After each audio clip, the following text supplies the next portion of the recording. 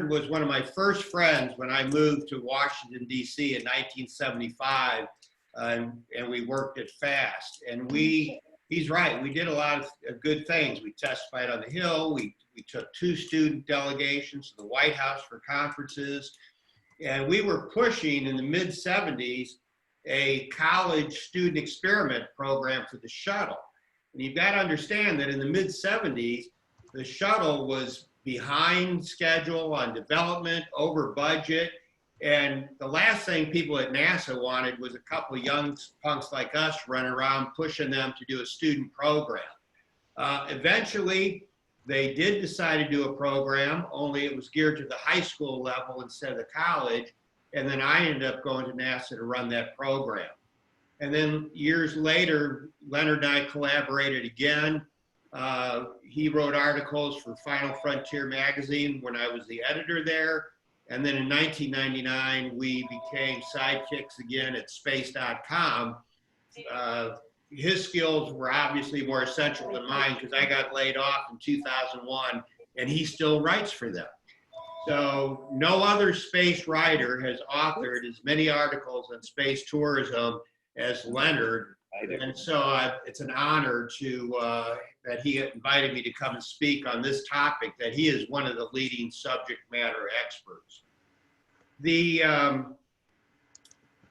It's timely that we're getting together tonight to talk about space tourism.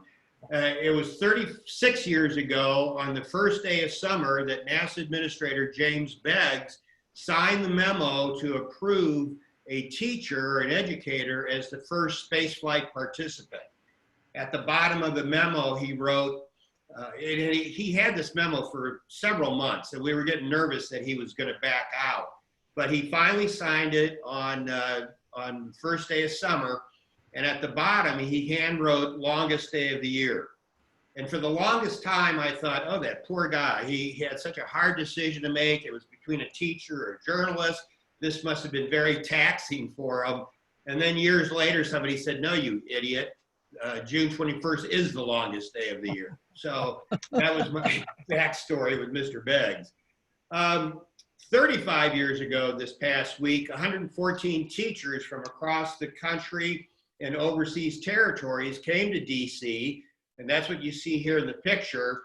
That was all of the state delegates. We had 2 per state, and they came for a conference in town at NASA headquarters in the Font Plaza Hotel, and also for part of the judging process. And so during that week, they learned about NASA's plans for the future and met with the judges that winnowed this group down to 10 finalists. The gathering is also timely tonight because the space advocate community remains really optimistic that the first commercial suborbital spaceflight might take place later this year. While much of the focus for the past few years has been on Virgin Galactic, on Blue Origin, I was intrigued to read an article this past week where Jeffrey Manbear, who is, to me, the supreme subject matter expert on commercialization of space, he speculated that SpaceX might actually beat both Virgin Galactic and Blue Origin to have the first suborbital commercial customer. So stay tuned, it ought to be an interesting year. The milestone for NASA to allow a non-astronaut to be considered for the space shuttle occurred in 1984, as I said. So if you were born after that year, much of my presentation is going to seem like ancient history. So strap yourself in because the book tells space stories back to the roaring 20s. For you boomers on the Zoom, much of this will seem like it happened yesterday. Was it really 51 years ago that Apollo 11 landed on the moon? Time has really gone fast, at least for me. The quest to fly in space has been a dream for centuries. It's in our mythology with Icarus and his wings of wax and feathers trying to fly to the sun. For many, the dream was ignited in 1985 when Jules Verne wrote From Earth to the Moon. That's the cover of the book there on the right. And think about that. 1865 was during the Civil War. And here's somebody who's already speculating about space travel. The early space visionaries were inspired by Jules Verne's book and his stories of spaceflight. In 1903, the Russian math teacher Konstantin Tsiolkovsky wrote a paper on the investigation of outer space with reactive devices. What else is remembering about 1903? Well, it was the year the Wright brothers flew for the first time on that very short jaunt at Kitty Hawk.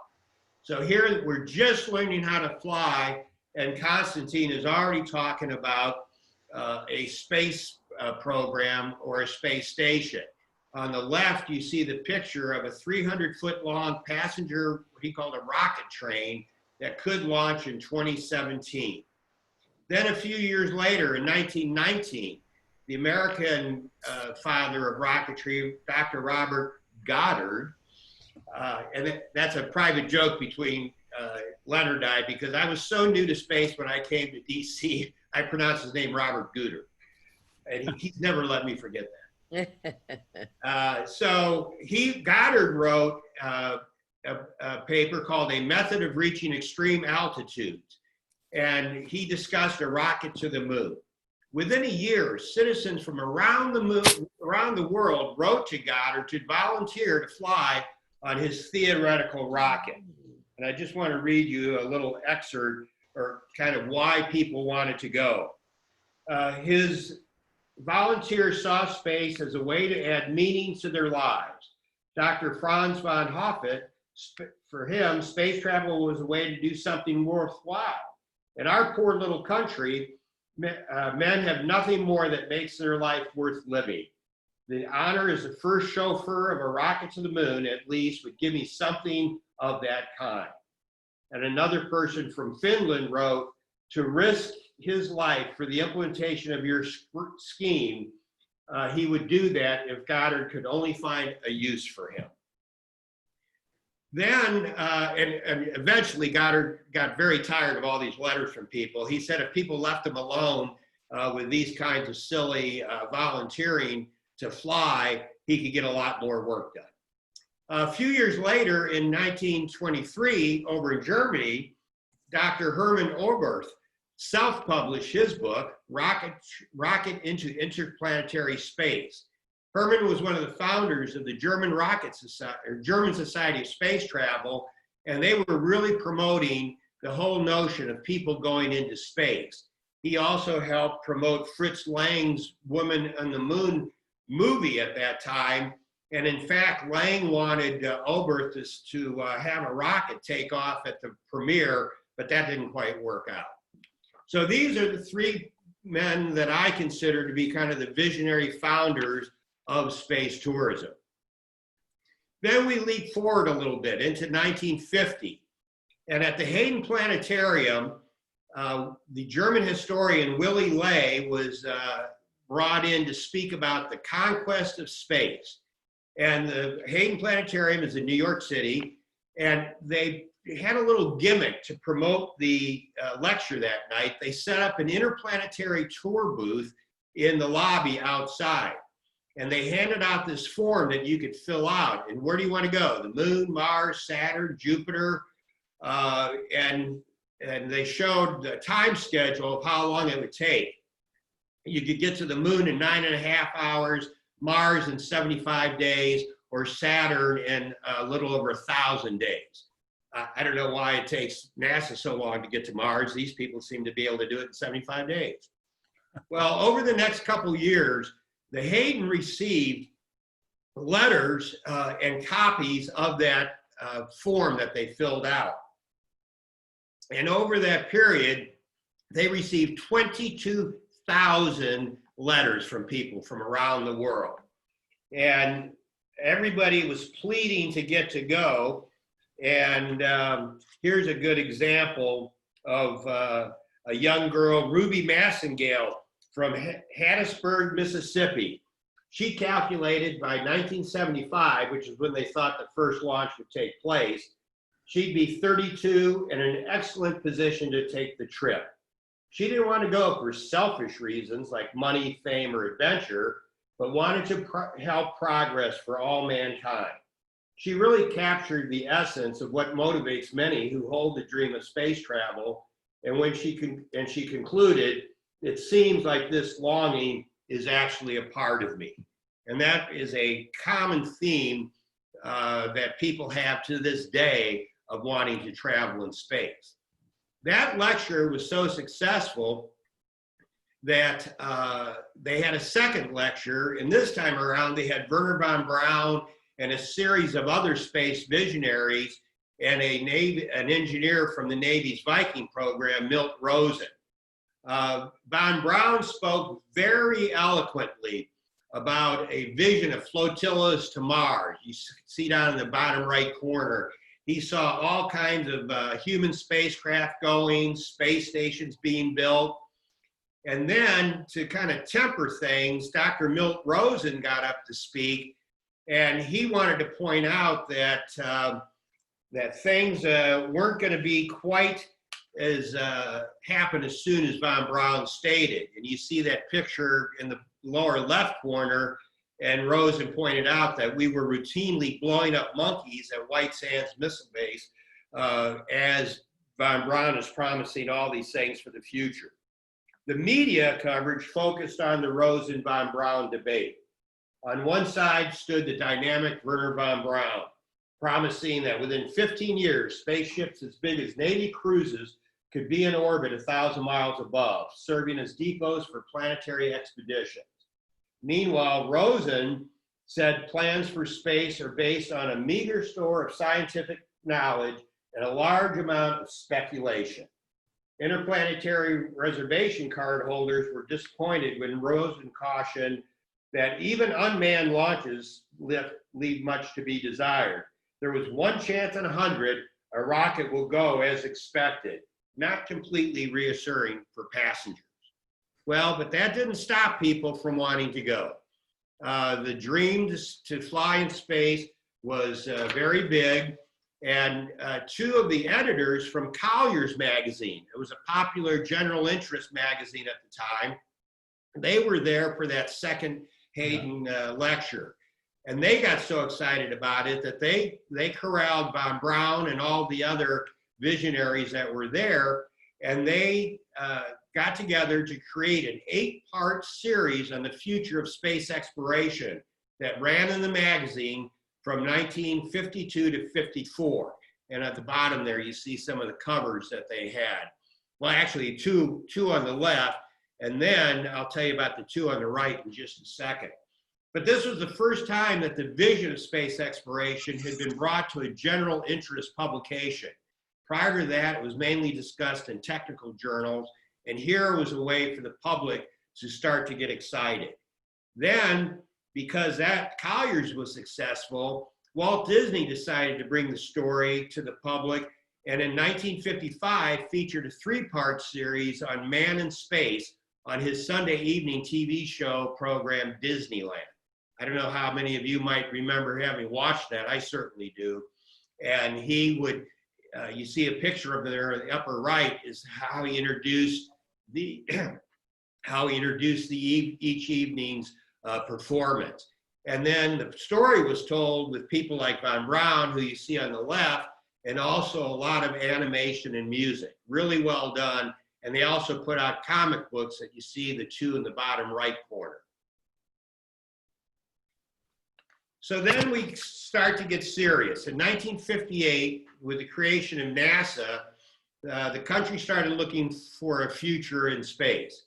On December 17th, the 55th anniversary of the Wright brothers' first flight, NASA Administrator T. Keith Glennon announced a call for astronauts.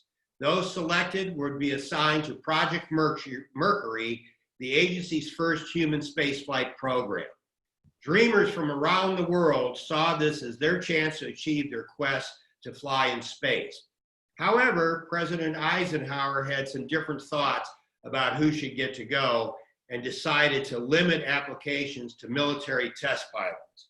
And that ended up, some people thought, to be a really good idea.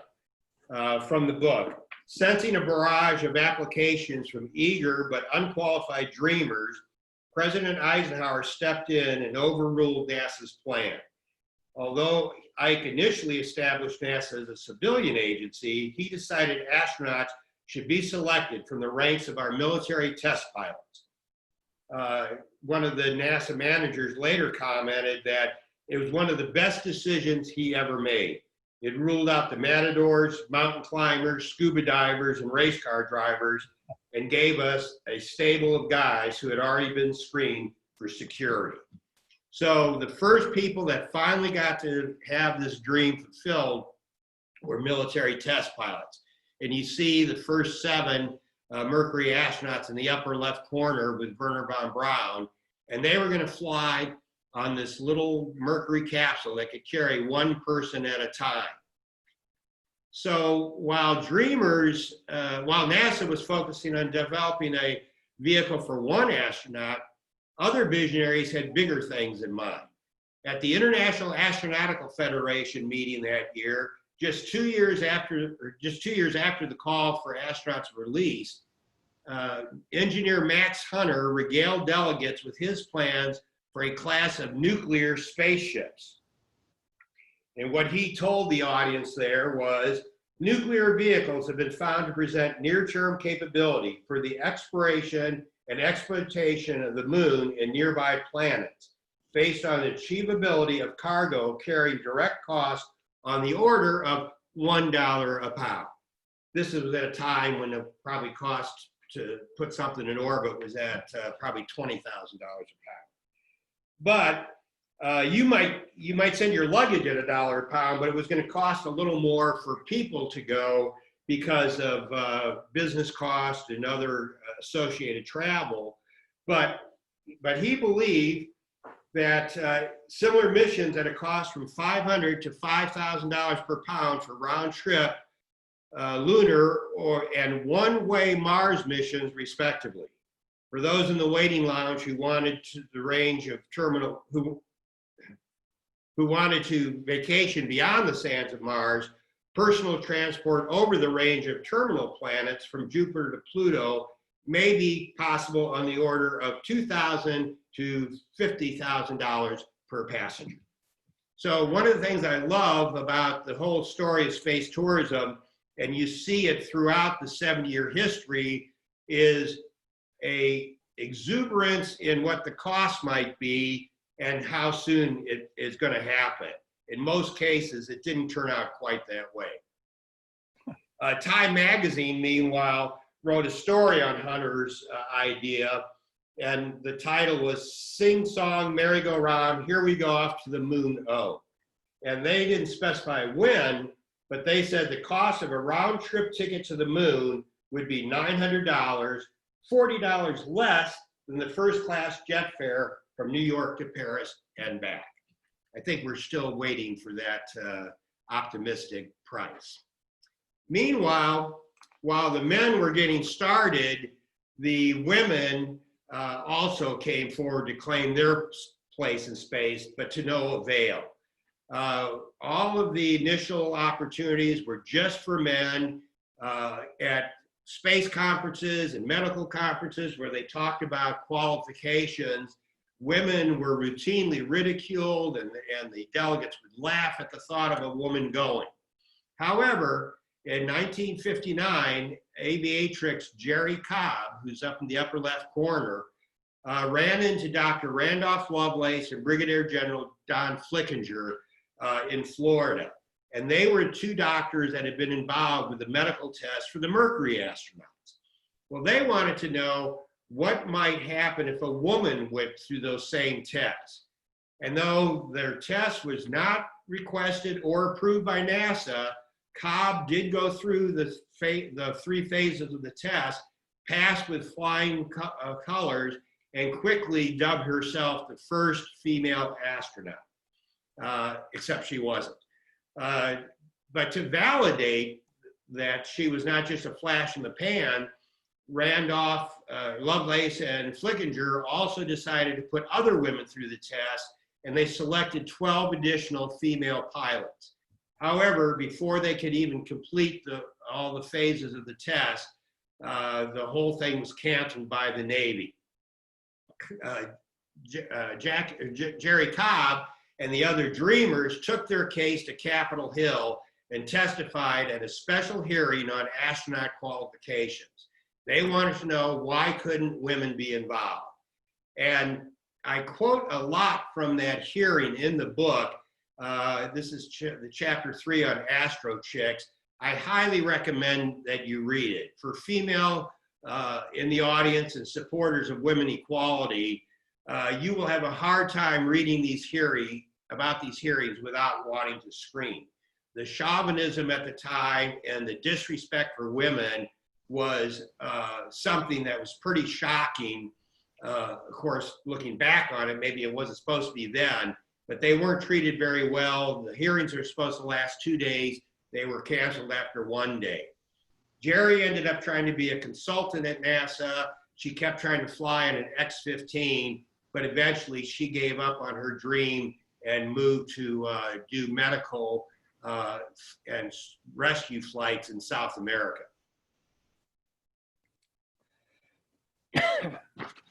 Then integrating the launch counter. It was just as women had a hard time getting into NASA's plans, African Americans also faced a long and winding road to the launch pad. In 1961, 2 years prior to Dr. Martin Luther King's "I Had a Dream" speech, the famous TV journalist Edward R. Murrow promoted an idea to include an African American on a space mission. He wrote to then Administrator James Webb. Murrow at the time was serving as the director of the U.S. Information Agency. And in his letter, he said, "Why don't you put the first non-white in space?" He thought NASA should enroll and train a qualified Negro and then fly him in whatever vehicle is available. Wearing his USIA hat, Murrow saw the positive contribution this could make in retelling our whole space effort to the whole non-white world, which is most of it. Well, and also about that same time, Whitney Young, the head of the National Urban League, came forward and made a similar suggestion to President Kennedy that they should have an African-American astronaut. And he recommended Air Force Captain Edward Dwight, who you see here in this chart. And Dwight was a pilot. He did go out to the Air Force Test Pilot School. He became as famous on covers of African-American magazines as the astronauts had on things like Life magazine and Look magazine. But when he went out there for the test school, he endured just awful treatment of harassment and obstacles during his time at Edwards. And in fact, one of the people, one of the high-ranking officers there came up to him one day and confronted him and said, "Who got you into this school? Was it the NAACP or some kind of black Muslim out there to make trouble? Why in the hell would a colored guy want to go in space anyway? As far as I'm concerned, there will never be one to do it. And if it was up to me, you guys wouldn't even get a chance to wear an Air Force uniform." And then you wonder why Black Lives Matter is such a clarion call to this day. Well, Dwight did graduate from the school, but the selection committee passed him over for phase 2 to go on to become an astronaut. Eventually, he got tired of this treatment and he resigned from the Air Force, and today is a very well-known sculptor who lives out in Colorado. Then there's the bright stuff. So in addition to women having a hard time and African Americans having a hard time, scientists had a hard time getting into the astronaut corps. And since 1962, the National Academy of Sciences had encouraged NASA to include a working scientist in the astronaut corps. They especially wanted to see a scientist on the first mission to the moon, but they got constant pushback from NASA on this. But the Academy kept pushing forward. Finally, in 1964, scientists were allowed to apply to the Group 4 astronaut selection. In June of 1965, the first 6 astronauts were selected. And you can imagine how this might have gone over with the previous 3 groups of test pilots. As Thomas Wolfe wrote in Rolling Stone, confronted with the fact that there was going to be a new breed called science astronauts. What is this? These guys aren't even Cessna weekenders, the majority of them. The right stuff? No stuff, baby. It was something like integrating the Masonic Lodge with a black woman. Clearly, the jet jockeys were not enamored with the scientists coming to their ranks. And for the longest time, they weren't called astronauts, they were called scientists-astronauts. So then we continue to move forward with the dream. And in 1964, the Martin Company, which later became Martin Marietta, which later became Lockheed Martin, in 1964, they proposed to NASA that we fly a photojournalist, a National Geographic photojournalist on a Gemini mission. At this time, there had only been 8 successful human space flights. So the notion of putting a civilian on one of those flights, again, was kind of laughed at the time and wasn't taken seriously. Remember, in this time, space is still pretty dangerous. Just a couple of years later, in 1966, on Gemini 8, Neil Armstrong and David Scott on their Gemini mission almost died when they were trying to hook up and rendezvous with another spacecraft. They ended up going ass over tea kettle and almost went out of control. But thanks to Neil Armstrong's pilot abilities, they were saved. But so you always had this tension, the people wanting to fulfill the dream against the reality of what was actually happening in space. Then in 1968, a year before Apollo 11, out comes the movie 2001: A Space Odyssey. And when people saw the space shuttle, the Pan Am Clipper space shuttle, and the Hilton Hotel within the space station, the dream really started to take off again. And then Pan Am Airways jumped on this notion, and they created what they called the first Moon Flights Club. Between 1968 and 1971, 93,000 people signed up for a trip to the moon. And Pan Am's advertising line was, "Who's the only airline with a waiting line to the moon?" And I had people during the spaceflight participant program used to send me copies of their membership card to see if they could turn that in for a shuttle flight. Also, people sent in their Hayden Planetarium cards to me to see if they could turn that in. So we move forward, and our ship is finally coming in. And the space shuttle was approved in January of 1972. And remember, the last Apollo mission was Apollo 17 in December of 1972. So they're finally, this is supposed to be the program that's going to go beyond the Apollo program. All the other big ideas that have been promoted about lunar bases, lunar space stations, going to Mars, got shoved in the background.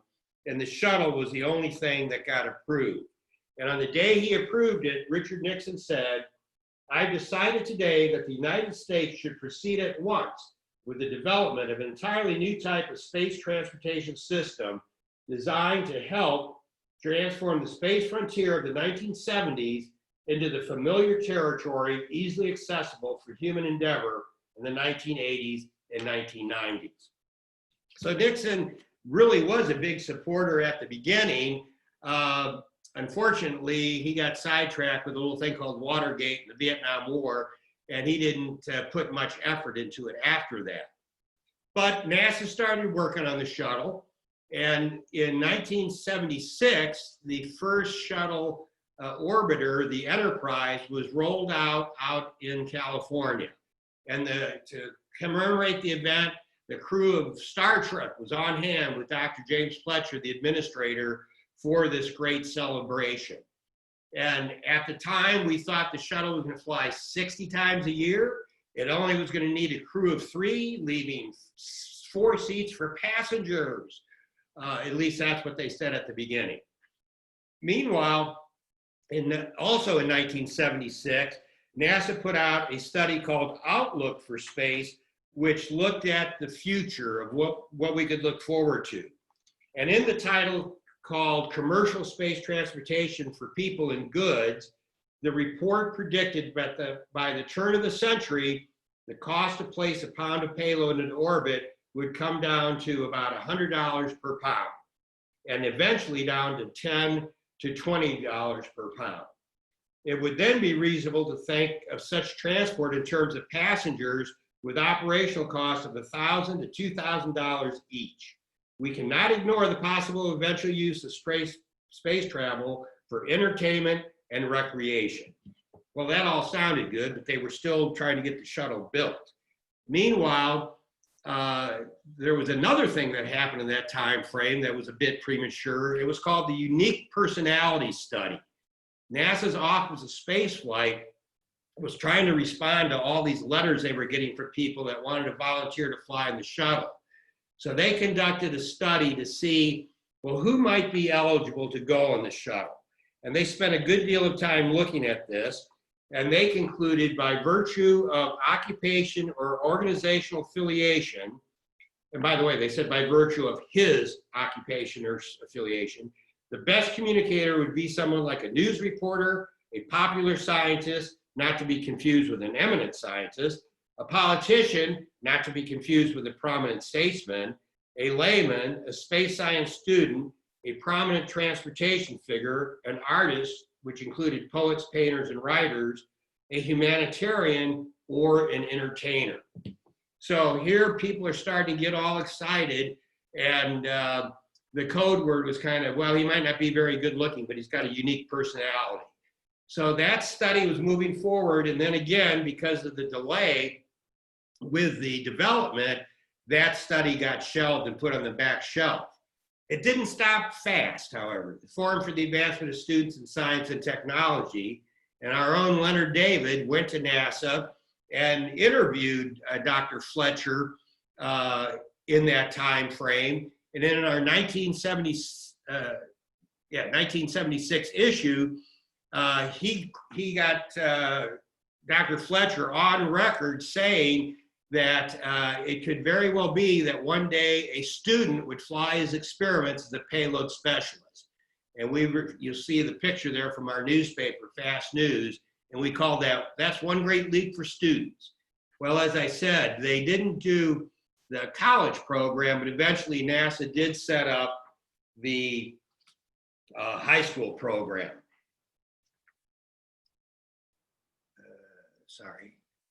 So then let's move forward again with now the shuttle's coming online, it's getting more real. And in January 1979, the first mission specialists were announced. Now, these were people that didn't have to learn how to fly like the science astronauts did. They would just go for their expertise in a particular area of science. And in January 79, the first mission specialists were announced. They dubbed themselves 35 new guys. It included the first women, the first African Americans, and the first Asian American. So finally, the aperture of who got to go in space and fulfill a dream was starting to widen. Then a few years later, in 1983, another category was created called the Payload Specialist Program. Byron Lichtenberg in the bottom left was the first science payload specialist. And these were people that trained for one specific mission to conduct experiments. It was felt it was easier to train them to fly than it would be to train a mission specialist on the fine tuning of a particular experience. And then another category came about in 1984, and that was the corporate payload specialist, where if your company was going to do something in space for research, you could fly your own employee to go. And Charlie Walker from McDonnell Douglas did that in 1984. He went on to fly 3 times total. So now the dream is starting to get even more exciting for people. And in 1981 was the first flight of the space shuttle. Finally, we're off and running. And Jim Beggs, the administrator, arrived in the summer of '81, just after that first flight. Almost immediately, he was overrun with volunteers that kept trying to come to him, VIPs and celebrities that wanted to fly in the shuttle. He finally got frustrated, turned to the NASA Advisory Council and said, "We are without a procedure. How do we handle this?" So in February of '82, an informal task force for the study and selecting private citizens in space was formed by the NASA Advisory Council.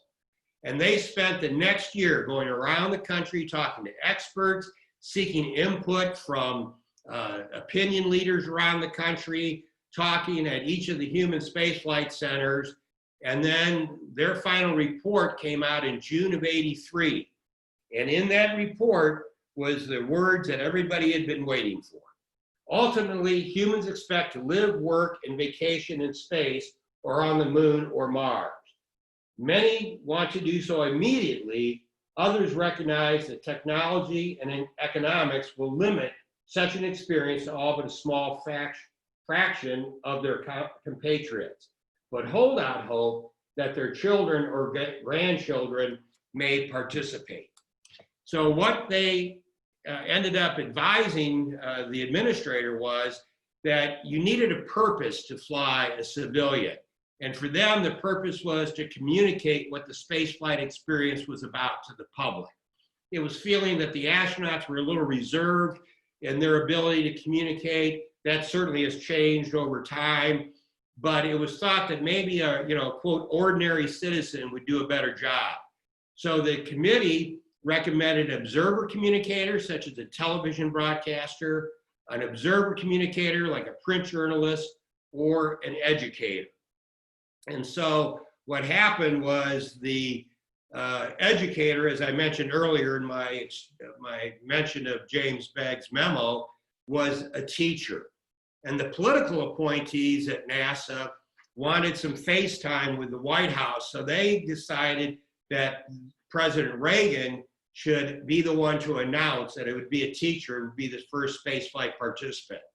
So at an educational award ceremony in August of '84, President Reagan announced that the first spaceflight participant would be one of America's finest, a teacher. And so that program was set up. I was the chairman, or I was the manager of it. We hired the Council of Chief State School Officers, an organization of all the superintendents of education of all the states, to help us determine criteria, to help determine who would be eligible and what the application should look like. We could not have done that program without them, because we got volunteer help in all of the states to look through all the applications that were received. And there were some 40,000 people sent in for the application, with about 14,000 finally actually applying. So we went forward, and then in the summer of 1985 is when we announced the 114 state finalists came to DC, and all of them at that conference were made space ambassadors. This was something that even I didn't know was going to take place, but Ann Bradley, the chair of the Spaceflight Committee, and Administrator Beggs had decided that this is a great talent pool of all these teachers, and they wanted to to get these teachers to be involved with NASA on an ongoing basis. So they declared them all space ambassadors. They were all, quote, winners. And over the next several years, the teachers got to travel to different NASA facilities, go out and speak on behalf of the space program. And to this day, many of these teachers are still, actively involved in promoting the promise of space. It was an honor to be on a Zoom meeting with them this past week.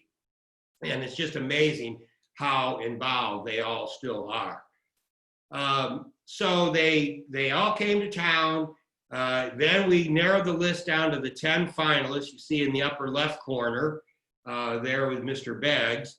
And then on July 25th, we took the 10 finalists over to the White House for the announcement. And President Reagan was in the hospital at the time undergoing surgery. So Vice President Bush was the one that made the announcement. And he announced that Krista McAuliffe, a high school social studies teacher from New Hampshire, was a teacher in space.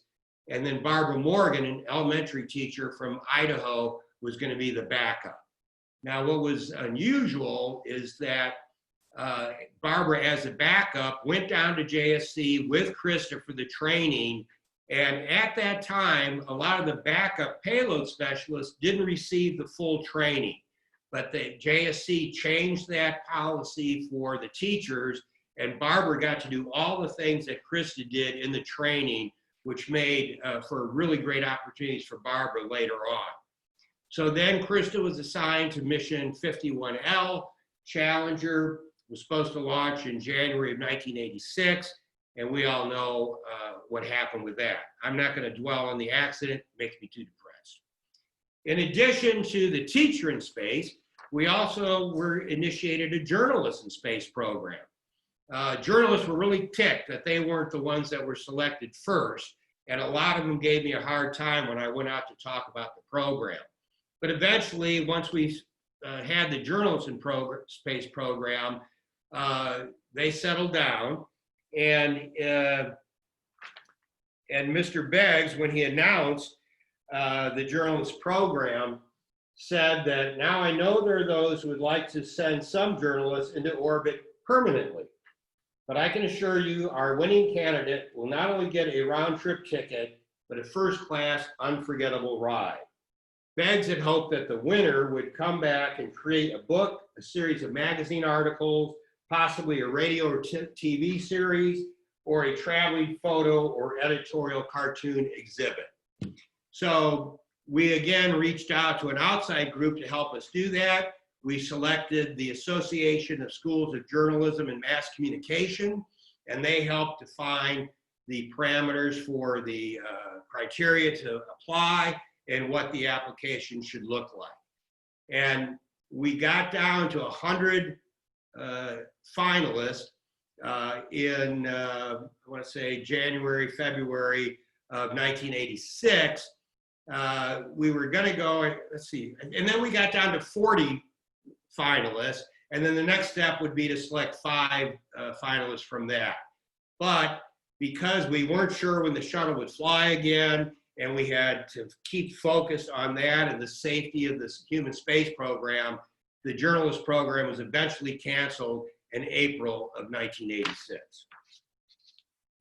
Now, even while all these things are going on, there were still people that wanted to promote commercial tourism.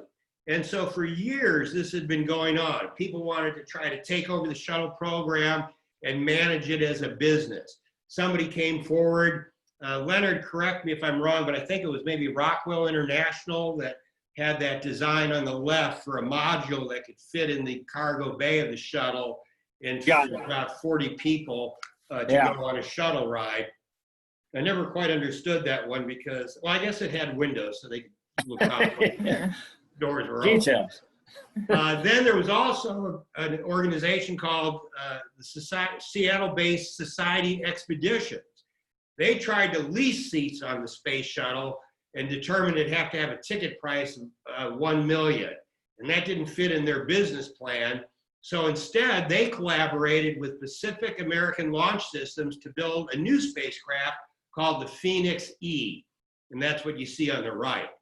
They plan to have their inaugural flight on October 12th, 1992, the 500th anniversary of Columbus landing in the Americas. Ticket price, a low $50,000. And a lot of people signed up. Unfortunately, the Phoenix never got built, never flew. Society Expeditions went out of business, but it was an early stab at commercialization of space. Waiting is the hardest part. So you had Barbara Morgan in the bottom right corner as the backup teacher. And she had been waiting around since 1986 for her chance to fly. She had been told all along, yes, someday we will fly the backup teacher. but she waited and waited. And all that time, she worked with NASA, did speeches, did programs, worked with TV stations, and did an excellent job. But she was still on hold. Finally, in 1992, on his last day in office, astronaut and NASA administrator Richard Truly said that NASA should fly Barbara Morgan on his last day. So he, in a sense, kicked the can over to, threw the hot potato over to Dan Golden, the new administrator, who was none too pleased at having that thrown to him. But Golden set up study teams in 1992 and 1994, and to take a look at when is the right time to fly a civilian again. Then in 1996, something curious happened. Senator John Glenn decided that he would like to fly on the space shuttle. He had been, of course, a Mercury astronaut, flew one time and never flew again. Here, many years later, he comes to NASA to express an interest. As a Marine, he came to the Deputy Administrator of NASA, Jack Daly, who was the former Deputy Commandant of the Marines, and Dan Golden's Chief of Staff, Mike Mott, a Marine Colonel, and got them to be his advocates. So they kept pushing that he should get to go. Golden said, you know, only if there's a real reason for him to be there. A lot of people said, oh, Senator Glenn deserves it. I pushed back on the deserved it attribute, because how do you determine who deserves to go? If John Glenn deserved to go, what about all the other Mercury astronauts or other Apollo astronauts, other people that had accomplished great things? How do you determine what is meant by the words deserve to go? So anyway, they finally came up with some medical experiments for John Glenn to do as a senior citizen. And in a meeting where it was decided that he was going to get to fly, I said, what about Barbara Morgan? And somebody said, oh, that's a different, you know, that's not relevant to this. I said, well, yes, it is, because John Glenn, yes, he was a former astronaut, but hadn't been in a space environment for over 35 years and had never flown on the shuttle. So I said, what about Barb? Then, to his credit, the head of the Space Office of Spaceflight, Fred Gregory, who was also an astronaut, said, well, let's make Barbara a full-fledged astronaut. And that way, there won't be any questions about, you know, it's not safe for a civilian. She'll go through the regular training and she should get to fly. And that's how that decision was made. So in October of it was approved in October of 97. Senator Glenn flew in January or October 1998 on STS-95 at the age of 77. And to my knowledge, the oldest person to have flown in space. Meanwhile, Barbara Morgan became an astronaut in 1998, but she didn't get to fly until October 2007 on STS-118, but she did get to go to the space station. Now, we're getting a little closer now to today's climate. You've all heard, I hope, of the X Prize. X marks the spot. Well, the X Prize was announced at a conference, a National Space Society conference, by Peter Diamandis in 1995. Many of you know Peter, a great visionary and very involved with space activities like the formation of International Space University and some rocket companies. Well, he suggested it at that meeting, and then in May of 96, the program was officially kicked off at under the arch in St. Louis. And he predicted at the time that someone would win in 3 to 5 years, and then 1 to 2 years after that, commercial tickets would be available. So that was the prediction. But it certainly took a lot longer than that to happen. Meanwhile, there were other people promoting space tourism. This time, the Russians. The Russians were much more capitalist in their view of space tourism than America. And they decided that they would fly people to their side of the space station. The first customer was going to be Dennis Tito, who was actually going to fly to the Mir space station, but it had been deorbited and burned up and crashed. So instead, he worked with Jeffrey Manbear, and Manbear arranged through Space Adventures to fly Dennis Tito on a Soyuz to the space station. And in April of 2001, Tito did go up. Now, I will say that it was not without a lot of pushback from NASA. They did not like the idea of a civilian going to the space station. In fact, NASA's space station manager, Tommy Holloway, complained there was little NASA could do to prevent Tito's flight beyond pressuring Russia to reconsider. The Russians have a key to their spaceship, so from a physical point of view, I don't have any way of keeping Russians from launching a rocket with someone else in it. But as far as he was concerned, Tito shouldn't be allowed to go, and he certainly shouldn't be allowed to come over to the American side of the space station.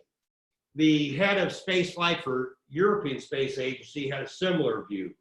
Russia had no right to send amateurs to the orbital complex until its safety and security were fully assured. Imagine that something happened, something like the Challenger accident, when NASA sent a school teacher aboard the shuttle. It dealt a real setback to the space program. Well, let me assure you, Krista McAuliffe being on that flight and the accident, her being there, had nothing to do with the setback. That had to do with technical issues. Krista had nothing to do with it. But anytime somebody wants to fight back against civilian tourists, they say, what if something happens? It'll set the space program back by decades. So Tito had a successful flight, and then over the next 9 years, 6 other people flew to the ISS as tourists, including Anoush Ansari, who you see on the right.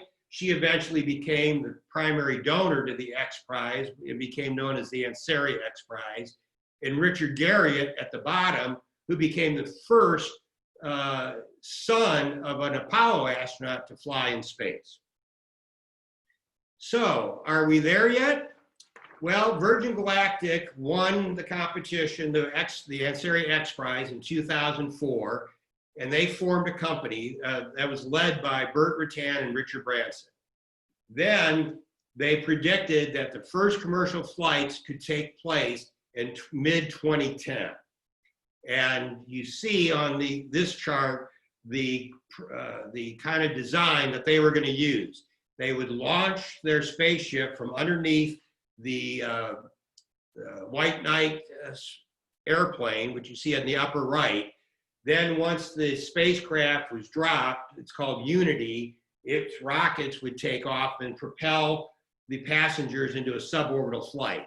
And the flight could carry 6 different people. Well, they predicted 2010, it's now 2020, and we're still waiting for that flight. Nonetheless, Virgin hopes to fly Richard Branson this year on a suborbital flight. Whether or not that will be followed by other commercial flights at this time is not known. Meanwhile, Blue Origin, the company run by Jeff Bezos, has also been involved. They actually formed their company in 2000, 4 years before Virgin Galactic. And they're taking a little different tack. They have a rocket that takes off, a capsule on the top that will come off and give the passengers a microgravity experience, and then land with a parachute. And they also can have 6 people in theirs. They have not yet, oh, by the way, the Virgin price is $250,000 for that flight. Blue Origin has not yet announced a price, nor are they taking reservations. And there's been some speculation that perhaps they could fly later this year. They've had a number of successful test flights, as has Virgin, but we're all still waiting to see what's going to happen. So then we had a reversal of fortune last year. In June of 2019, NASA, who, remember, wasn't all that thrilled about the spaceflight participant program at the beginning, wasn't thrilled about tourists going to the space station, but they turned around in June of 2019 and said that there could be 2 short duration private astronaut missions per year with 30-day stays to the space station. The charge would be $35,000 per night, but to get there, you would probably have to pay transportation costs of about $50 million. NASA now allows researchers to fly with their payloads on suborbital vehicles when that happens. And then we've been waiting on the first commercial flights of American astronauts, and that took place in May with the Dragon 2 capsule of SpaceX that you see on the left, and on the right, Boeing Starliner. They've had a setback in their test flights, and I'm not quite sure when they're going to fly again. But Dragon and Boeing, or SpaceX and Boeing, have both said they intend to have commercial flights with these spacecraft. Well, you might also want to go beyond Earth's boundaries, and I mean way beyond. You might go on a commercial space station or a hotel. A company called Axiom that you see on the left-hand corner is their vehicle, their module, and they were selected in January of this year to provide a habitat and commercial modules on the space station in late 2024. Then they plan to have their own orbiting space station at some point after that. Another proposal down at the bottom was for a company called Orion Span. I called it in the book Orion Span. Orion Span. I called it Orion Scam, because all of a sudden they were going to get all this money. They were going to do volunteers to contribute to it, and suddenly they've gone radio silent on their website and any other social media. So I don't know what's happened to them. Then there's a company called Gateway in the upper right corner that want to send 100 tourists into space on their circular space station by the year 2025. There's also a number of other companies looking at it. Up until recently, Robert Bigelow, who owns Budget Suites and Bigelow Aerospace, was going to send people to his space stations, but he laid off all of his people a few months ago due to the pandemic. So we're not quite sure what's happening there. And then you have Elon Musk. He has got vision to spare. You all have heard of him, you know about him, and his very successful companies, Tesla, Boring, Solar City, and now he has plans to make us a multi-planetary species. He has announced that the first that he wants to send commercial missions to orbit the moon. You'll see that on the left, the spacecraft he would use for that, his spaceship. And eventually, and in not that far distant future, colonies on Mars, where he'll send a number of these spacecraft and plans on having up to 100 people on the planet. He has said that he could start flying this later this decade, but I also like his code word, which is that he says aspirational goals. So maybe he won't hit the date that he says, but I have no doubt that he will eventually do it. And that brings up an interesting point on aspirational goals. We've waited for years for Virgin Galactic that promised flights in 2010. Blue Origin was supposed to fly much earlier. Will it make any difference about this wait once they actually start to fly? Will we forget all about the waiting and just be glad that we're finally flying? I happen to think that's the direction we'll go. So, see you in orbit? Well, I don't know. Back in, we're still a long way from an average citizen having any hope to fly, but hope springs eternal. Back in 1986, Dr. Patrick Collins, who has done a lot of studying on space tourism, put out a phased approach. And you see that here on this chart. Now, I substituted more current numbers than he had back in 1986, but many people believe that by 2028, space tourism could be a $14 billion market. And this could be based on the fact that 1.8 million people are worth $10 million and could afford the ride. I think it's going to be in phases. I think the pioneering phase we're kind of in now, A suborbital flight is $250,000. A flight to orbit is $55 million at least. During the exclusive phase, prices for suborbital will come down to $150,000, with orbital to $30 million. Mature phase, $100,000 suborbital, $10 million orbital, and then the Mars mass market phase, $50,000 for suborbital, $5 million for orbital. I have no idea if those numbers can be verified or will actually happen, but it's based on the studies I've done, kind of extrapolated from what Dr. Collins said back in '86. And so, but I certainly think those are the right kinds of phases we can look forward to. Now, why do we want to do this? Why does everybody want to go in space? You've heard of the overview effect, how if you go into space and you look down at Earth, it changes you consciously how you look at humanity. Many astronauts, especially Apollo astronauts, have come back and said how it impacted them in their own daily life. Because you look down at the Earth, you don't see borders, you get a different feel for the environment. And I think that's one reason a lot of people want to go. I joined a group called the Committee for the Future in 1970, and they believed that space would help us go and take a leap up what they call the evolutionary spiral. And that as humanity evolves, you go up a spiral, and each time you go up the spiral, you become a better human being. I question that lately. However, it's also going to be for a transformation of what you have from your normal life. And I like the quote I found from Dr. Mariana Singha of the University of South Australia. Space tourism falls in the category of what is known as transformational services, which are consumed not just to satisfy basic survival needs. Transformational service enable people to rethink and reset their value system, their priorities and a way of thinking, to learn and to self-develop, to change their attitude, mindsets, or their behavior or perception about certain things. And I certainly think resetting our value systems and changing our priorities is a worthy goal for spaceflight.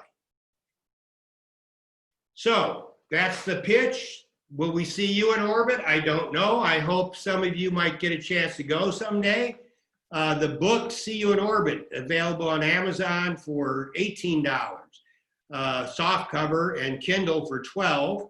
And I have a website, ToOrbitProductions.com, where I intend to update information. I must admit, I've not gotten around to doing that yet. I was so burned out finally publishing the book that I've not been able to go and add a lot of new information.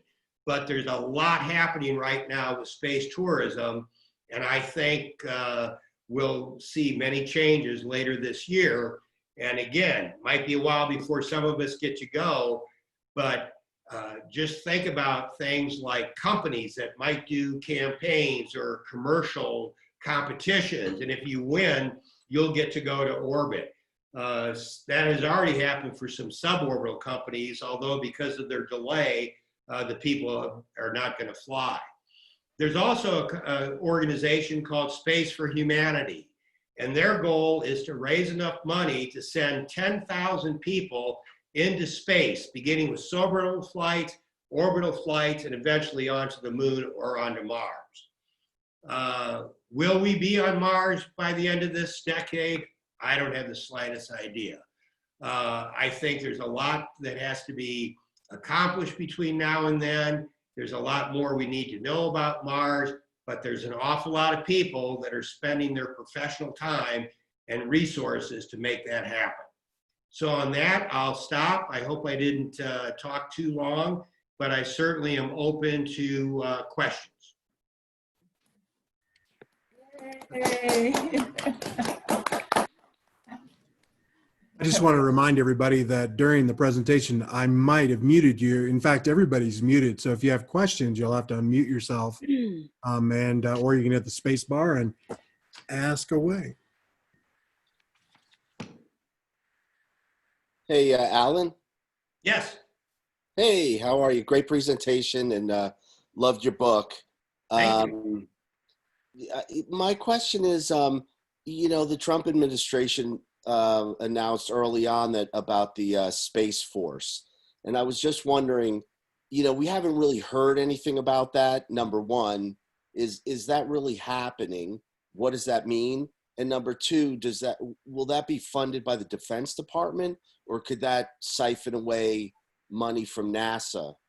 I am not an expert on Space Force. It is part of the Department of Defense. Leonard, I think, has written a lot about the Space Force, so I may punt that question to him. I can't keep track of what it is, of where it's going to be, of what its mission is. I've been so consumed by other things and just trying to focus on space tourism that it was like, well, there's one more area. I just can't go down that rabbit hole. I don't have the time. I'm retired for that sake. So Leonard, can you fill us in on the ins and outs of Space Force? Okay. Yeah, it's real. I get press releases every day. They're moving. It's a very interesting dynamic for space exploration and paranoia about who else is up in space. I really don't want to get into it too much because I'll get too philosophical. But the Space Force is very real. Lots of money, a lot of paranoia. Where does that come from? Yeah. The military budget or? No, it's a military budget? activity. Okay. That's what it is. It's not NASA. They're not draining money from out of NASA, but it's just the classic. China has a space force. Russia has a space force. Okay, the U.S. has a space force, and so you got a really confrontational activity here, and I keep an eye on it. It's just a really dynamic issue in my mind. It doesn't influence NASA at this date, but we'll see. They are very interested, however, in cislunar space. You're seeing the Space Force being talked about in the sense of using cislunar space for military, but the Earth, cislunar space between, Earth and the moon as being a military high ground. This is the great, you don't want to get me going. No, the high ground of space keeps going. It keeps going forever. And send me a note, and I'll send you some articles I've written on it. But keep an eye on it. It's really it really is China, Russia, United States playing games with each other, and we're at another high ground of space, and it's a paranoia. Hey, Leonard, didn't they select the first group of space cadets or warriors or whatever they're calling them? Yeah, there are a lot of people signed up for it. They want to be part of the Space Force. It's not a TV show. This is real time. So keep an eye on it. It's just the aggravating crawl from the space race of the 60s into today. We have this ongoing thing. Really, you don't want to get me going on this. I'm sorry, but send me a message. Yeah. That was helpful, and it also ties into the point of Alan's book about how many people want to get up in space. So it sounds like a lot of people signed up for the Space Force. Too. A lot of people did, and Alan's done a great job on this book. I mean, it is amazing how far we've come to talk about, all of us having the ability to get into space, and it's just a great book, and I hope everybody gets it and takes a read. I will shamelessly ask people to help spread the word. I had to self-publish. I could not find agent or a company that wanted to publish it. One agent said, sounds like a long magazine article. Another agent said, well, it sounds familiar. I've not read anything like this before. But I've worked on it for 30 years. I mean, and the reason it took so long is because when I was going to finish it the first time in the early 90s, Barb Morgan told me I had to end it with a positive note. And in the 90s, that was kind of hard to do. I mean, nothing seemed to be on the horizon that people were going to get to go. So I kind of put it on the back burner. And then I ran into a professor from Embry-Riddle University. He actually teaches from Germany. And he wrote a textbook on space tourism and had me speak to his students. So I used information from the book, and they were so excited that it inspired me to go ahead and finish the book. And now, I finished input for the book in July of 2019, and look how much has happened since then. Yeah. And people say, oh, you need to write another edition. It's like, not very soon, but I could update stuff on my website. But I'm hoping that other people will start to contribute literature on this, what is happening now with space tourism. Because you've seen, and you'll see in the book over the years, some senior NASA guy said, oh, the shuttle is going to fly for $50, $25 a pound. We'll be exporting them to other countries. Well, this guy wasn't stupid. He wasn't crazy. But you'll see that space people, we are the most optimistic bunch of idiots you'll ever run into. And it's always, we're going to be there right away. So that's why I say we get frustrated because it takes so long for these things to happen. But I truly believe that once it's starting to happen, and even though it's not going to be mass people getting to go, I think we'll forget about all of the long road it took to get there, and we'll just be happy people are starting to fly. Okay, Alan, I see several things behind you. Now, I know you're an artist too, and I have a feeling probably you made those. I did. I know you make the little, of what I've seen, okay? And then you might want to tell us what you charge for these things. This is the tin mosaic. It's a rocket ship called Moon Express. This one is called, I don't know what it's called. I can't remember. This is wood and tin.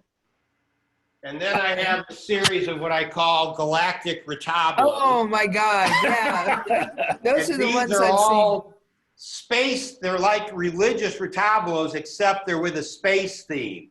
And so I try to do contemporary or historical scenes with space in the background. So this was one of the early ones. This is Hoochie Coochie Girls in Space. This one was Dancing with the Stars. This one with Wernher von Braun in the space capsules. We aim for the moon, sometimes we hit London. And then there's more, Butch Cassidy and the Sundance Kids, Miss Universe pageant, and then I have Space Ambassadors. So, Oh, that's so great. I love it. So are you selling those though too, Okay. or are you keeping all of those? No, they're for sale. They're for sale. Check out my Facebook ToOrbit Productions page. Yeah. Okay. Great. Really. Hey, Alan, the thing that strikes me, I think you said it, but it is the irony of all this is how compressed the future will make all this, and that it looked like it made sense, and it was all there to do, and there wasn't any magic in this. It just evolved. And the sad thing is that you and I have to live through this day after day. And I think the history books always compress this stuff so much. Right. Yeah, they did that. you know, and you know the penalty we all pay here is that we have to live through disaster, success, budgets, bureaucracy, and you know, at the end of the day, we all know that we're all going to be able to go. It'll happen. It's going to happen. Yeah, but we'll be too old. But I'll be too old, and you know, I'll be Not talking to you. you. You're younger. Bunch of you are younger. Yeah. Well, it's very exciting times ahead. And I also cover in the book, you know, what would happen if there's an accident?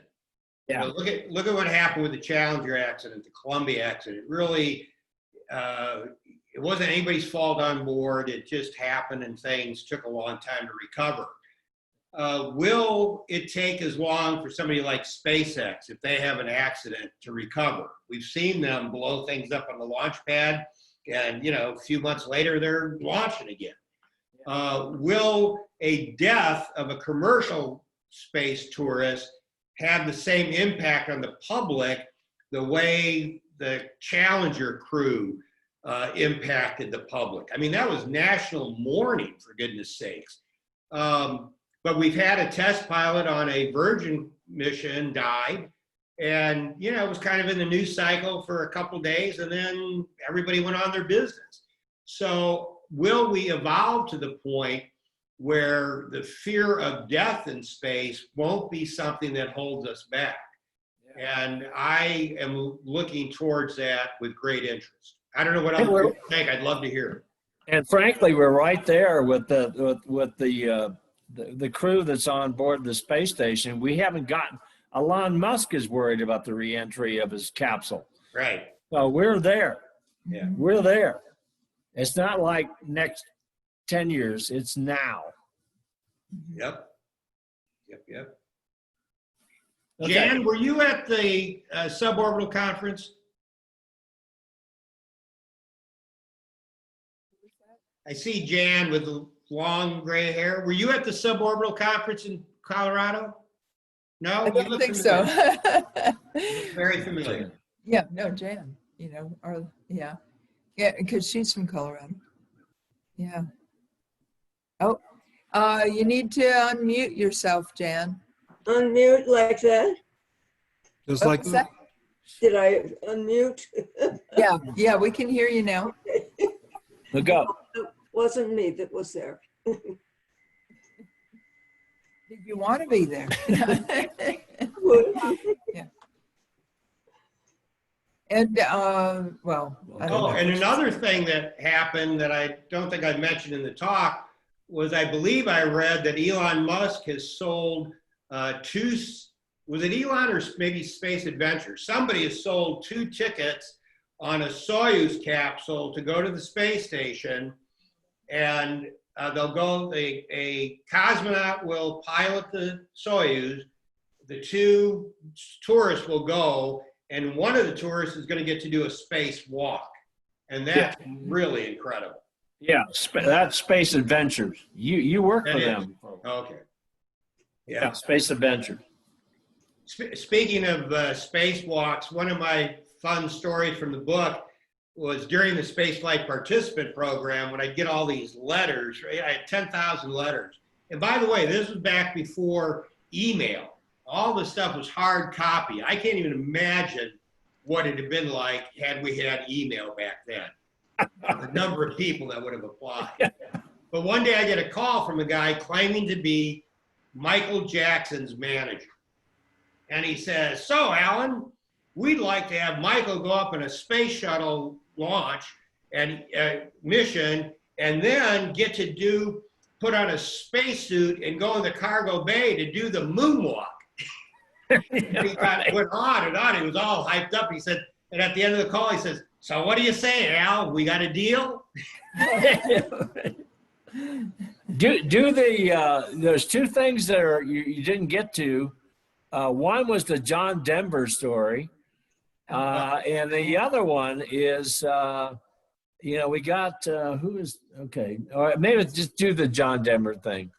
His whole interest in doing a spacewalk, and we got who's the movie star that just signed up to do a movie in space? Oh, Tom Cruise. Yeah. Yeah. Yeah, well, I don't know much about that. By the way, there were so many other stories I couldn't get to. There were other people that were going to try to do the space tourism route via Russia. I found out after I was pretty far along in the book that there was going to be another opportunity for a journalist to fly. That Sean O'Keefe, the administrator, had cut some deal with Miles O'Brien, and that Miles was going to get to fly, and that the money would be donated to the Challenger Center or something. I mean, I hadn't heard about it at the time. I think the journalism space candidates who'd gone through the competition would have been outraged, but I just didn't have time to get into all that. The John Denver story always sets my hair on fire because he wrote constantly, and he would come in to see administrators at NASA that he wanted to fly. And he was this world, everybody in the world knows him. He's a pilot, he's a this, he's a that. And that he should get to go first. He testified on the Hill, and of course these congressmen who always suck up to entertainers anyway. Oh yes, John, you're the one that should go. And then one night I'm watching the Johnny Carson show where he is on, where he tells Johnny Carson that the spaceflight participant program was his idea. And that had it not been for us to select a teacher, he would have been on that mission, which is absolute balderdash. So. I also didn't get tonight, but it's in the book, it's a fun story about Senator Garn and Congressman Nelson flying. I was not a big proponent of either of those missions because they both got to fly before the teacher when it was promised that the teacher would go before them, but they pulled rank and they got to go. But it's an interesting story about how both of those came about as well. My big thing about Garn, the senator, was he threw up so much they have a thing called the Garn factor, of how much you can vomit in space, and he was way out there. Well, it was interesting because he had been I think a Navy pilot with 10,000 flight hours, so you would have thought that maybe he would have adapted well, but they didn't call him Barfin' Jake Garn for nothing. I've heard of Jake Garn being referred to as self-loading baggage. That's great. Believable. Also, John Denver, a lot of people don't know that his father was a B-58 pilot. All the more reason he should have got to go. Just saying. Really? And he Well, died? and unfortunately, he ended up dying in a plane accident. So. It was a Burt Rutan. Yeah, Burt Rutan. Special. Oh, really? Easy rider or easy Very easy. offer. Whatever. I don't know what No, easy probably point. Wayne would know Yeah. if he's still on there. Wayne, tell you got one of Burt Rutan's planes. So was that the same one? I don't think it was, right? That John Denver died in. Oh, you need John- them. Yeah. Okay. John Denver died in a long easy. I built a very easy, but if you look at them quickly, they look identical. The long easy was just a little larger. Yeah, Wayne's a pilot. So. Ask it. Yes, Anybody else got a I question? will tell one other funny story. So at the time, everybody and their brother would write. This is even after we selected a teacher and announced journalists. But every profession felt they deserved to go. Look no further, I'm the one. And they would send these heartfelt letters to me about why they should get to go. Well, I got quoted in what I love about this story is it's so perfect now for what's happening with the medical profession and nurses, who I am now a big supporter of. But I got quoted in RN magazine, Registered Nurse magazine, and they said something about, well, why nurses weren't selected. And I answered that because they hadn't been seen as professional communicators. Well, Ooh, God. was that the wrong thing to say? Yeah, right. And I didn't mean it in a bad way. It's just that all the committees that looked at this over the years, nobody ever suggested a nurse. And by the way, we have nurses on this call tonight. So what happened was the next issue, people wrote in and said, who is the idiot that said nurses weren't communicators? They printed my name and address. Over the next month and a half, I got 350 hate mail letters from nurses. Oh my God. They told me I was an idiot. They hoped I never ended up in their emergency room. That when a person's on their deathbed, they don't call for their doctor, they call for their nurse. And, you know, what kind of an idiot was I? Well, I got so paranoid. So then I tried to write a letter back to explain what I meant, and it just got worse, and the letters got worse. And then not long after that, I was at Debbie's company, had a company picnic. And during the wheelbarrow race, I dove across the finish line to beat an 8-year-old girl and separated my shoulder. I had to go to an emergency room. And I swear to God, when I went there, I was so afraid that they had my picture on the inside wall. And, you know, here's the guy, let's take care of him. I will say they did a wonderful job on me then. And I recently posted on my Facebook page that I do hope that someday, in return for all the great job nurses have done and medical professionals have done during COVID, I hope that those that have the dream to fly will in fact get to fly. I think it would be great if the Space for Humanity flew some of them, or other wealthy people might sponsor them to go. They deserve it. Hey, Alan, you were also on David Letterman early on this. I don't know if that's in the book, but could you tell us a bit about what that experience was? Yeah, that was fun. Life magazine was going to do a story on the spaceflight participant program. And when they started it, it was, of course, months in advance of when it hit the newsstand.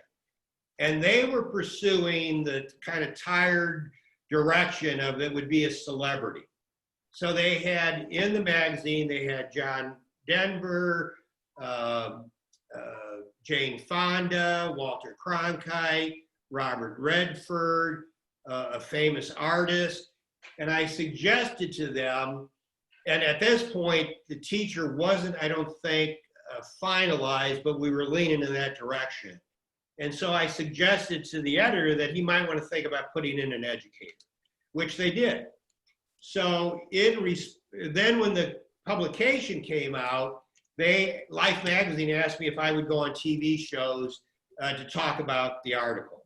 So they got me on PM Magazine, the Mike Douglas Show, some local shows, and then David Letterman called, or his office.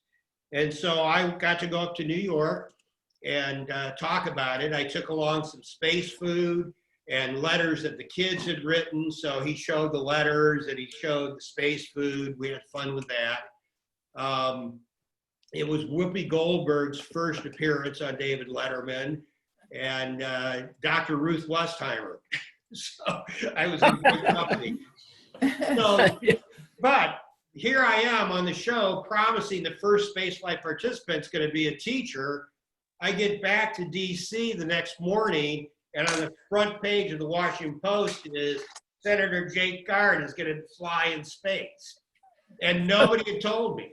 And obviously this had been done between legislative affairs and the administrator and Garn's office, and they felt that I didn't need to know about it. So I felt a little foolish having said the first one would be a teacher. And then of course, NASA kept saying, oh, no, the teacher's going first. And then they screwed me both times, and Nelson went and Garn went. So. Really?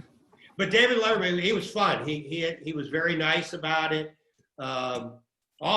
Also that night, they went out in the streets to select what they called Mr. November. And they just picked some random guy off the street to come up to be interviewed. But it turned out he spoke some strange foreign language. And all of a sudden, Ruth Westheimer's chatting away with him in the foreign language and nobody knew what it was. So a fun night. Yeah. Does anyone else have questions for Alan or comments you want to make? How many people would like to go into space, even if it was just suborbital? I don't know if you want to raise your hands. Okay, I see some hands. Okay, yeah. Whether, even if it was not going to Jupiter, but just sort of suborbital. Yeah. Okay. Yeah, we got some people. Really? Not me. Yeah, right. I did see something interesting a week and a half ago or so about sort of space tourism on the edge of space, which is a company is putting together balloon flights where they would take you up to 100,000 feet, which is high enough that the sky is black. And two nice things about it. One, you miss out on the weightlessness experience, but that also means there's a bathroom on board, which is kind of nice. And a bar. Yeah, and a bar, right. But it's 2 hours up and then 2 hours drifting and then 2 hours down. And depending on the time of year they go, the prevailing winds either land you in the Atlantic or land you in the Gulf. Yeah, I thought I'm that was a very interesting idea. I'm glad you brought that up. I mentioned it I don't mention this latest effort in the book, but that's Jane Pointer and Tabor McCollum. Yeah. And they had tried this earlier with their company called Worldview. And they were going to launch what they called a Voyager spacecraft to do this thing. Then the company decided instead to focus on robotic missions without people. Jane and Tabor left the company, started a new company, and this is what they're focused on now. So very excited to see if they come across with that. Good question, or good comment, Dewey. I like the idea that you get 2 hours up there instead of, a 5-minute trajectory at the top of a suborbital flight. And also the price, they say, is $125,000, which is half the price of a Virgin Galactic flight. So, yeah. Well, here's a question I have. Here's a question I have for some of you, if anybody wants to answer, and that is, what would it? And I've lost my train of thought of what my question was going to be. That's okay. Yeah, all right. You did a great job, Alan. Thank you. Very proud of you. That's family, Thank you all right? That's family, right? Thank you all for coming, and so many great family members that tuned in, and all you great people from Colorado. It's an honor to participate in this this venue. I will close with one final Leonard David story for those of you in Colorado that need to be careful. Leonard David is an evil man. He and I worked together at FAST. This is back in the era of no computers, no word processors. We had an IBM Selectric 3 with 2 elements, 10 pica and 12 pica. And, we had a contract with the Energy Research Development Administration that had hired us to get student opinions on a solar power satellite. And this was big stuff back then. This is 1977, probably, 78 maybe. That they cared what students thought about this massive idea that NASA and ERDA was looking after to put solar power satellites into space. And back then they were talking about satellites the size of Manhattan Island. But we went out and we got student input. We had people write papers. We did a great job. And then the final report is due. And we're typing away on this IBM Selectric. And they're sending a messenger. The company that we were subcontracted was sending a runner down to get the report. And I'm typing away and I'm handing the papers back to Leonard. He's on the desk behind me. And he's reading. And then all of a sudden he goes, oh, shoot. And I turn around, he had spilled a cup of coffee over all of the papers. Oh. I almost died. I think I put my hands around his throat to try to. Then he starts laughing. I said, what is so funny about this? You know, we're screwed. He had laid out phony papers and had been waiting for 15 minutes for me to turn around so he could spill that cup of coffee. That's the kind of guy Leonard Davis. Yeah. He loves practical jokes. It's the best zing anybody has ever gotten. You want to try to? That's why we didn't work at Goodern. Stoddard. Oh, you guys. All right. Well, I'm out of steam. I've given you all the BS I've got. So Okay. Yeah, it's about 10:15 there, right? Thank you. Read the book for more. Help promote it if you can. And I really, really appreciate so many people turning out tonight. This has just been great. Yeah, we've got about 40 altogether. Thank you. Yeah. 42. Yeah. Thank you so much, Alan. And stay tuned. Come on back. All of you. Now, our group is the Coal Creek Canyon SkyWatchers. We named it that instead of the Coal Creek Canyon. This is where we live, but the Coal Creek Canyon Astronomical Society, because we wanted everyone to feel, you know, that they could come be a part of our group. We did start out with telescopes. It blew a blizzard the first 2 nights in January and February, about 6 years ago. So we moved to having speakers. And then if it's clear that night, we'll have our telescopes out there when we were at our community center. But I just want to tell all of you, you are official SkyWatchers, part of our group. If you've been to one meeting, whether it's Zoom or in person, and you're, so welcome to come back to our next meetings and into the future. Barb, tell everybody what the next meeting is again. Yeah, Carolyn, you want to say a few words? She had to Yeah, leave. unmute yourself. Yeah, she's No, there. I'm still here. Oh, there I'm she still is. here. I had to hear that. I had to hear that slander about Leonard. And we could probably tell a few stories too, but we'd be here all night. Oh, I'm going to talk about some kind of interesting observatories that I researched when I was working on my last book. And just kind of interesting stories about, we always think that as observatories are these big dome buildings, but they actually turn out to be something far more interesting and unique. So I'll be talking about those on July 12th. And Carolyn also has made how many now? Masks for, I guess you sell them too, right? Because we bought some. Well, there's actually, so the group of us that are doing material. No, we're doing, well, I've got 2 different projects going on. My side gig is I make them out of space material and sell them. But there's a group of us that pulled together a mask making initiative for first responders and people like that in our county.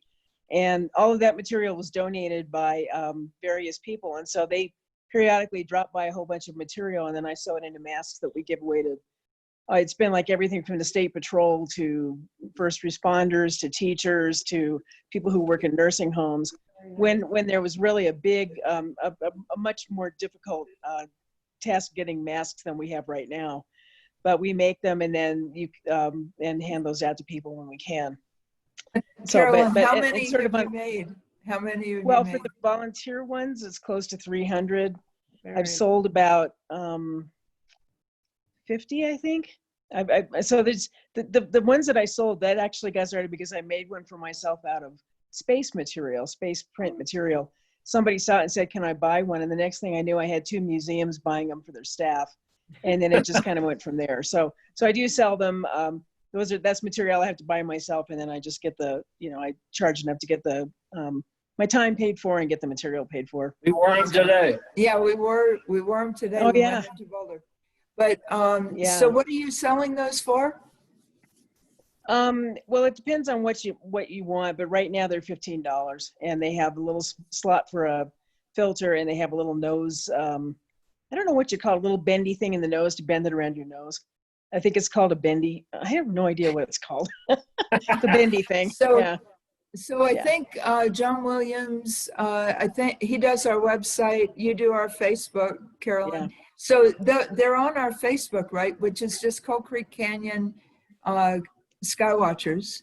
You know, if I need to go on there and figure out why the pictures weren't showing up tonight. Something happened on Facebook, and they're sort of off in a folder somewhere. But they're somewhere. And then John, I'll send you some pictures if you want to put them on the website too. So. Excellent. I need and if any of you don't have your emails on our email list, I mean, obviously, I guess you all do because you have that link because you're here.